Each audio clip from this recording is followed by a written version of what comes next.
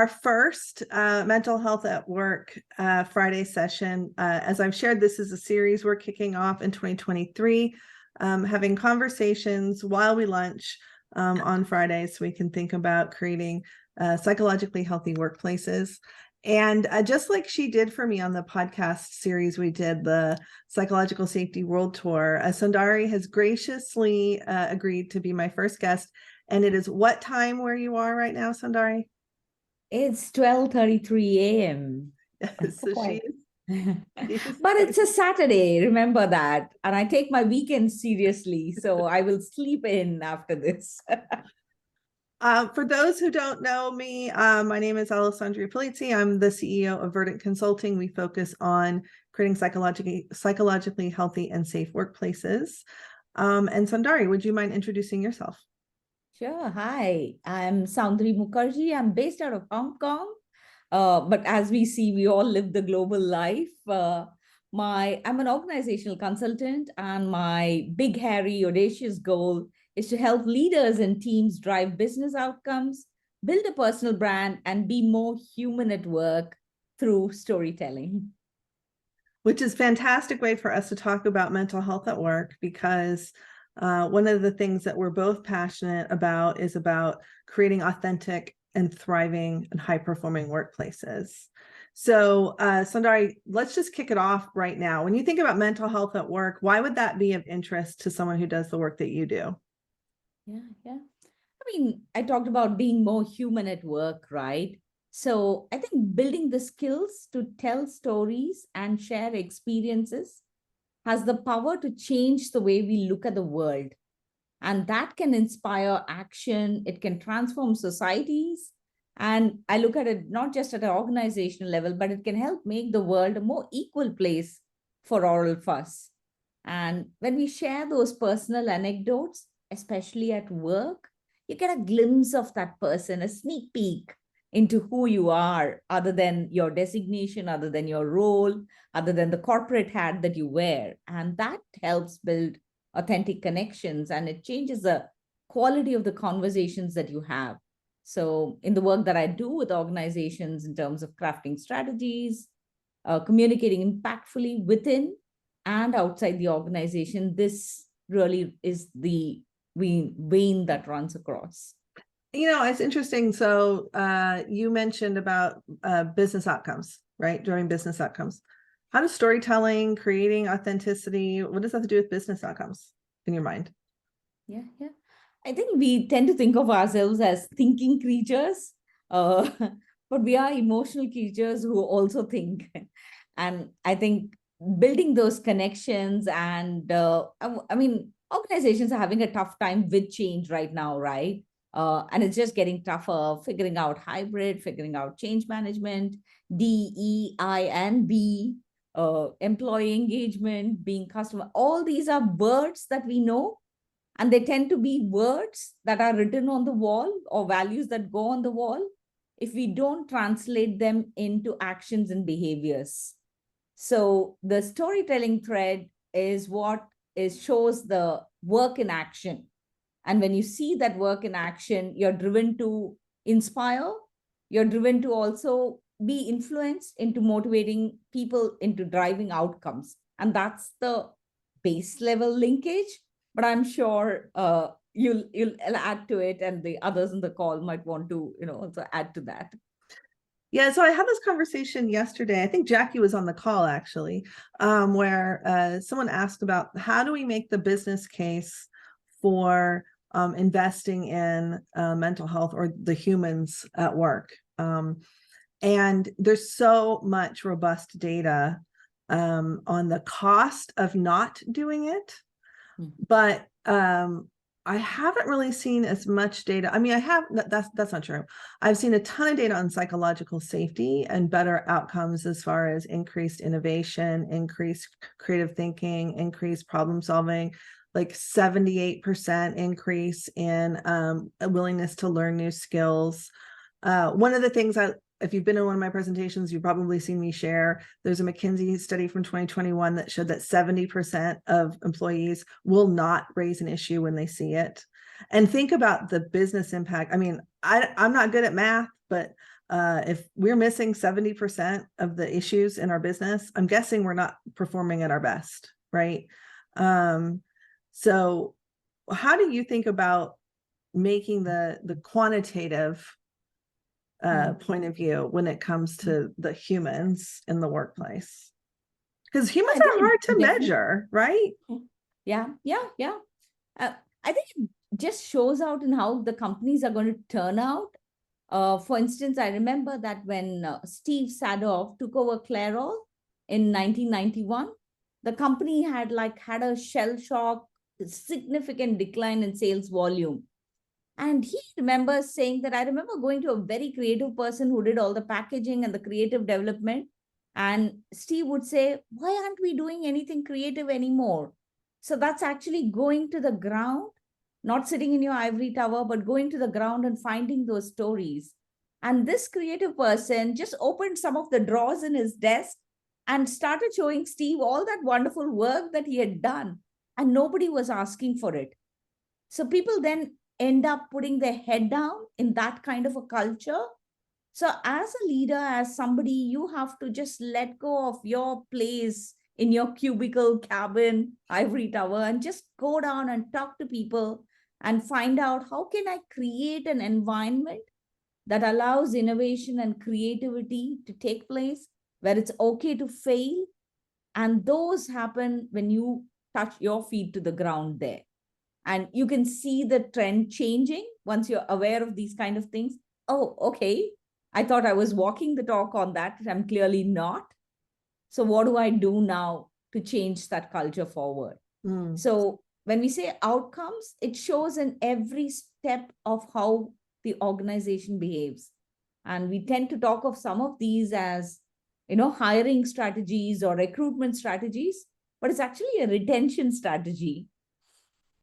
If I can just add on, I was just remembering as I was speaking, Frances Frey, if I'm getting her name right, Frei, the Harvard Business School professor, she and Anne Morris have written a book called Unleashed. And she talks about, how people, leaders especially, need to go down on the ground and ask the teams, what is it that I can do to make your life better here? And she talks about a particular incident where the nurses in a particular hospital were leaving disproportionately. They said, what's going on here? Is it just long hours? Is it the boss who's being really, crazy? But what they found out was, and I'm going to really ask, take a guess, why do you think the nurses were leaving? Anyone just want to pitch Yeah, in? what does the group think? Any guesses from the group? Why would nurses be leaving? It wasn't long hours. It wasn't long hours. It wasn't just that. Compassion fatigue. That's a good one, but in this case, it wasn't that.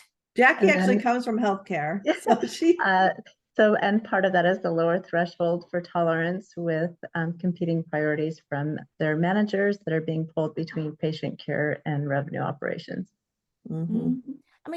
That's a very, very valid thing to happen. I see, as my sister works in HR, and I can see empathy fatigue, definitely being a thing.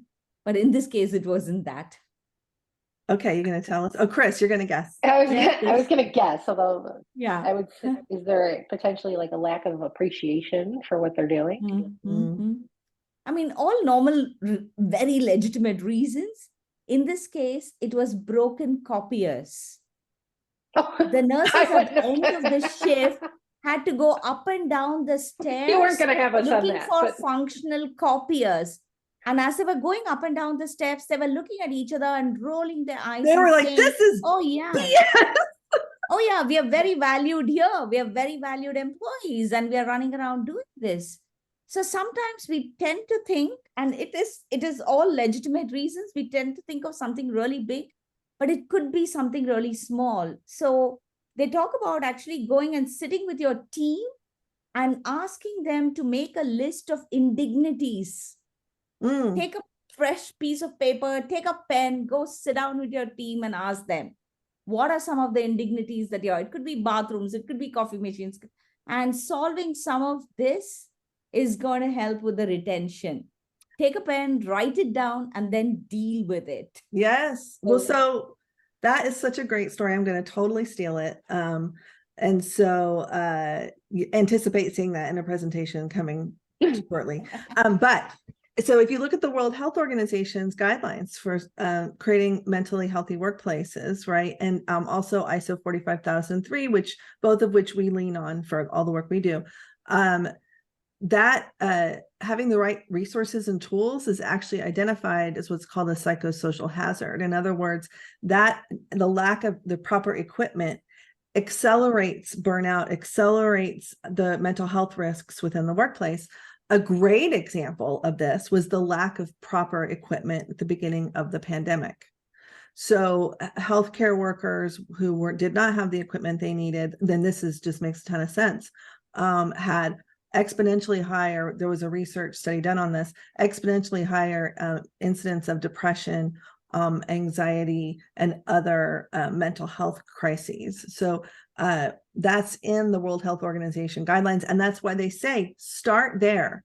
Start by looking at the structures in your organization, those psychosocial hazards, so that you have a foundation that's not working against you. Because they could say for the nurses, we're going to give you a retention bonus. We're going to take you to free lunch Fridays or whatever. We're going to throw all the things at you from an engagement point of view. And you're going to be like, yeah, but you didn't fix the copier, right? So that's a great story. That's a great story. I want to go back to one of the things we were talking about, though, and I'm curious to hear from the group since we're such a small group today.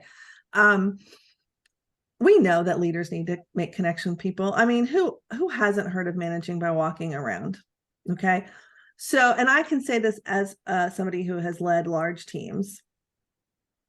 When you do that, if you don't know what to do when you do that, right, there's a sense of, I believe that there's a sense of fear that can happen in making connections with people. But I'm curious from the group, what do you think holds people back from deprioritizing that managing by walking around, that making connection with people, having their feet touch the ground? I love that, Sundari. That's like beautiful. And at midnight, yeah, I would lack say of lack time. of- But lack Bill, of time, for sure. you know what you make time for, you know what you don't, right? So you got something done today, and that was not the thing. So why doesn't it make the cut? I mean, I'll speak for me, but it's, why does it make a cut? Because you're always prioritizing things, right? And so, at least in my world, there is definitely competing priorities. And I made the choice today, like for this meeting, to deprioritize 5 other things, put it aside, and attend this meeting. So it's always a choice, but it's always competing priorities, and oftentimes making those connections and doing things that probably help you personally get shoved all the way down to the bottom. Yes. The things that are more time sensitive, that need to be done by a certain day, by the end of the month, by the end of the week, but whatever. And we push our own needs and all the way down to the very bottom. Yeah. I wonder, and I'm making this up, so I cannot just whatever, but I wonder if part of it is, the saying, what gets measured gets done, right? And making personal connections, as we talked about, difficult to measure. So if there's not but the thing that I have to turn in today, that's binary. I either did or I didn't. And that has visibility also. So Bingo. I wonder if that might be part of it too. If I could give a mug to every HR manager, every business leader, everyone, mug would say people over paperwork. So, I think people are today hungering for that interaction, the opportunities to connect. So managers do need to carve out the time to help workers get to know each other, to strengthen this social bond. We talked about, in a different conversation, we talked about, really picking up that social courage to go and have that interaction, taking the time to get to know the people with you. We are all in groups. Today we'll connect this way. What happens forward? Do we continue the interaction, say, with Bill and Christine and Jackie, or is it just happening now and it's a touch point? We don't have time to process this. We are all jumping into 100 different things after this. and it's forgotten. So really taking that time, being more mindful and creating those spaces so that people have the time. And I think the onus is definitely also on the leader to be that role model, to have the courage to go and do it and invest the time. And it takes time. It's not going to happen on a call. It's not going to happen in one meeting. It's not going to happen in 2 meetings. It's going to take 6 months to do it. But acknowledge it and take it and invest that kind of time. I mean, we talked a little bit about it, and I just feel that we don't value the time that we need to put on this. We are all into that instant gratification and quick fix kind of a world. Bill mentioned quick fix part of it. Totally with you, Bill, on that. I mean, that's what we're all looking for at some good, fast, cheap kind of a thing, right? But Bill, I like what you're putting in the chat there. If you wouldn't mind coming off mute for a second. When we focus on retention, this makes the cut. Can you say more about that? Well, you said measure what matters. Mm-hmm. And, when people prioritize people, it mattered. Mm-hmm. So, something I do in my work is often, I talk about the return on learning. And I talk because people talk about ROI and I go, so what are you measuring? Where's the dollars? Sick days, wellness, OSHA fines, retention, those all cost something. So, if you value that and you really want to bring it back to the hard dollars for the people that have erasers at the end of their pencils, then you'd bring it back to their language that makes them care. Mm-hmm. So part of that is this organization that I was involved in was having a real attrition process problem. And then so we came back and said, so what matters? And it's like, if you want to keep people, what's the value proposition for them? Mm-hmm. So to leaders, we said, get your fannies out there. So If true. I can piggyback onto what Bill's saying, as somebody who would be receiving some of those surveys and stay interviews and assessment scores, is I think what happens is we start with good intent to do these assessments and surveys, and then we look at the lowest percentage points for the greatest opportunity improvement versus looking at departments that fall under leadership such as Bill's, or I have a couple of other leaders that come to mind who by nature should have a higher turnover by frontline roles. However, their engagement and retention is much greater than in other areas. So let's start asking why, how, approach, behaviors, skills, and then identify that ROL to contrast and reflection for those surveys that you're conducting and making a business case that way. I want to just throw one thing in. That is a great point. It's sometimes it's the data that is not highlighted that actually has more value. And I'll bring an old story. So I'm a process guy, and there's a story that comes back from World War II that they did a big study about bombers that were coming back with bullet holes in them. If you've heard the story, tell me to stop and I'll stop. But and so what they came back was they said, well, look at all these bullet holes. We'll reinforce those areas and see that so they don't get shot and they can come back. And so they did that, and that didn't change really the attrition rate of those men and the planes. And somebody came back, and I wish I could remember this guy's name, but he was a process engineer way a long ago. Came back and said, let's look at the numbers again. Let's see on the planes that came back where they didn't get shot. Mm-hmm. And what they came back was because the hypothesis that he brought was maybe on these planes, the reason they came back is because they didn't get shot there. And the ones that didn't come back got shot there. Mm-hmm. So they reinforced those areas that they didn't get shot. And more planes came back, more men came back safely. Mm-hmm.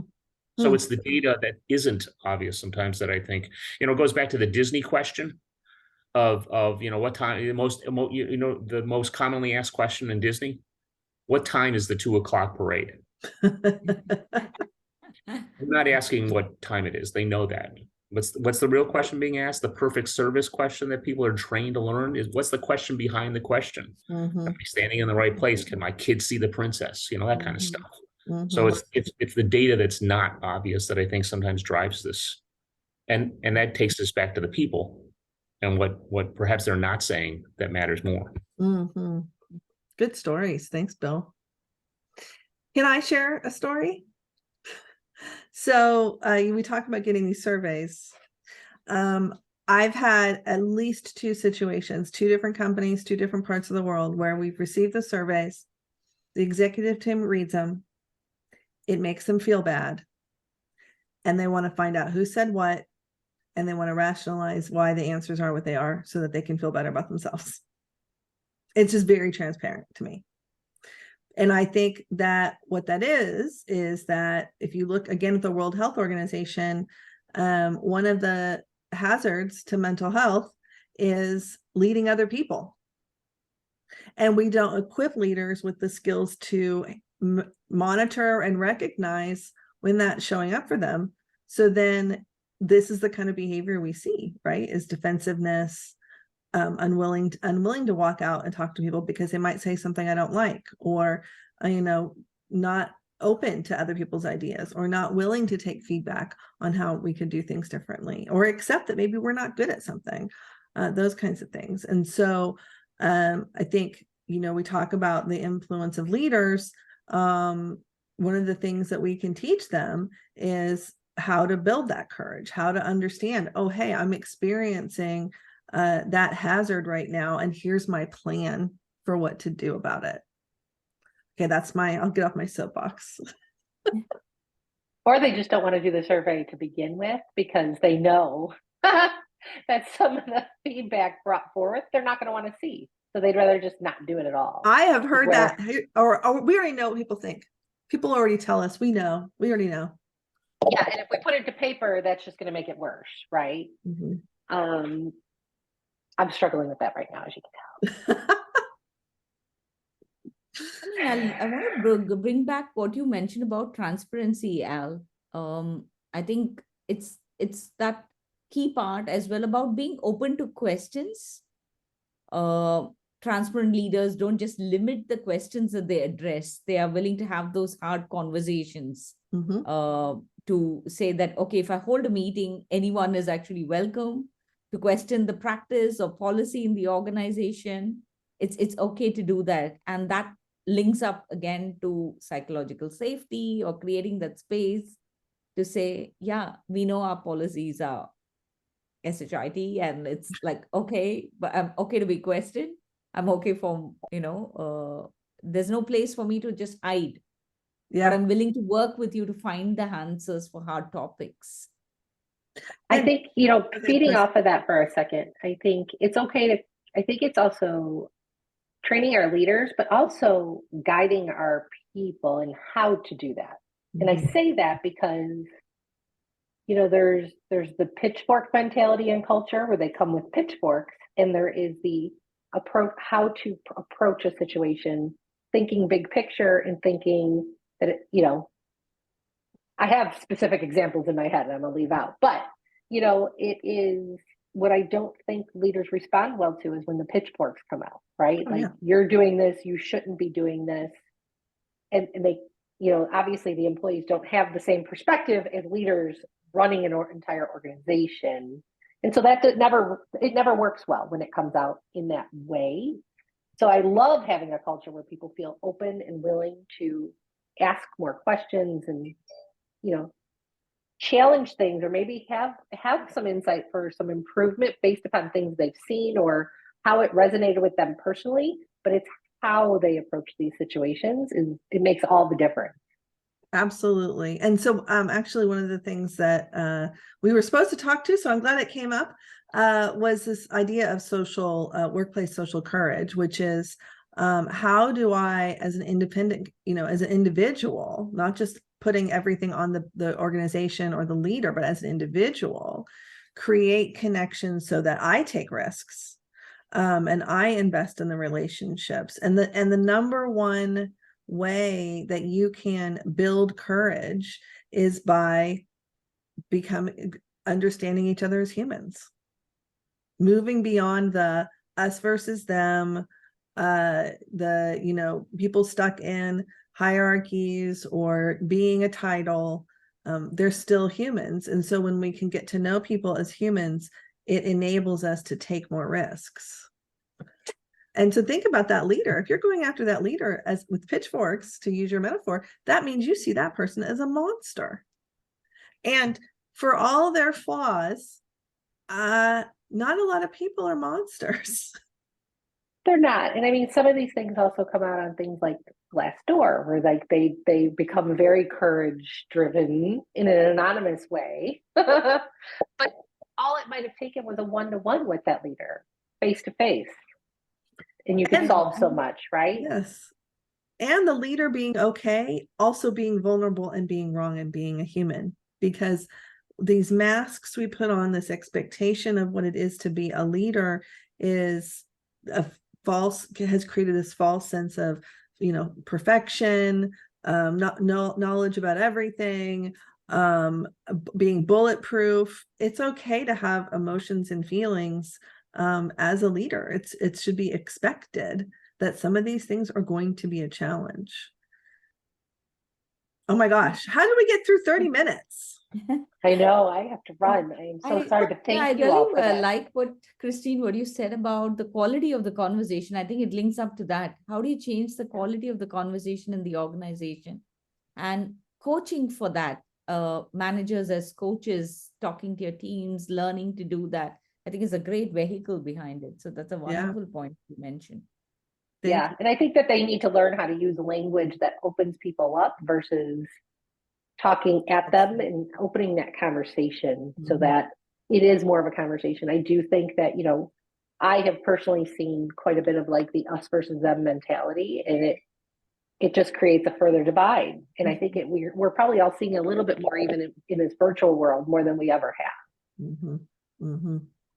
Yep. So and I have to jump for another meeting. Nice to see you. Thanks for joining. For those interested, next week we have Jackie Johnson. She'll be joining me for the same bat time, same bat channel. So hopefully we'll see some of you then. Thanks again, Sundari. I need to sign off as well. Thanks so much. Great Thank you so participation, much. everyone. I Lovely loved to learning see from each of everyone. you. Bye. Yeah.